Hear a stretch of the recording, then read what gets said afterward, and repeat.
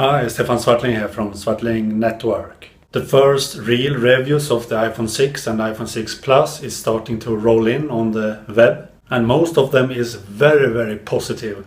It's the best phone on the market, says most of them. Most of them says that the thinness of the phone is very useful because it feels a lot nicer to hold when the phone is bigger, especially for the iPhone 6 Plus. The thinness of the phone makes the difference between this phone and other large phones. And both displays are very sharp now, but you can see some minor difference between the iPhone 6 and the iPhone 6 Plus, especially when you hold them side by side. The text on the larger Plus iPhone is much sharper and images looks very sharp with no jagged lines. And the battery life seems to be very good on both the iPhone 6 and iPhone 6 Plus. The smaller iPhone 6 has 1.5 day of battery life with normal use, and the larger iPhone 6 Plus has 2 whole days of normal use. That's incredible good. The aluminium back feels quite nice, but it's also a lot slippery now, especially on the bigger iPhone 6 Plus. Personally though, I thought the iPhone 5S was very slippery too, but you get used to it. So nowadays I don't think the iPhone 5S is slippery at all. So hopefully we will get used to the iPhone 6 too and the aluminium backside.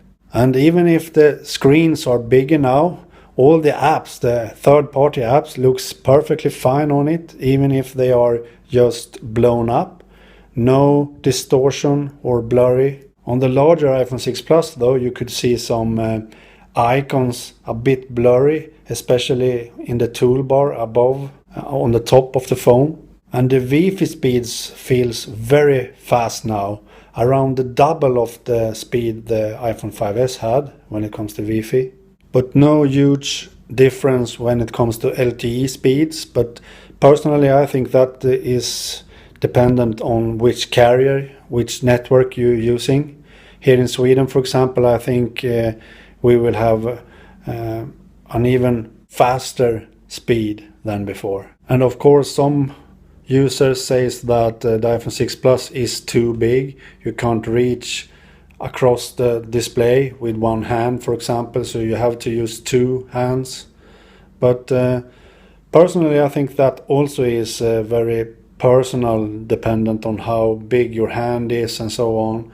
In my test with the dummy phone I did, I could reach the display quite easily, but the iPhone 6 Plus is very tall, so using it with one hand could mean that it's kind of front heavy, so you could tip it over when you use it with one hand if you are not careful enough.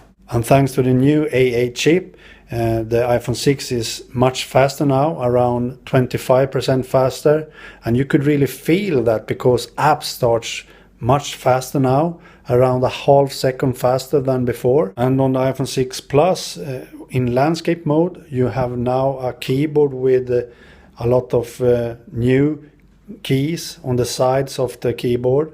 For example, cut, copy, paste, bold and undo.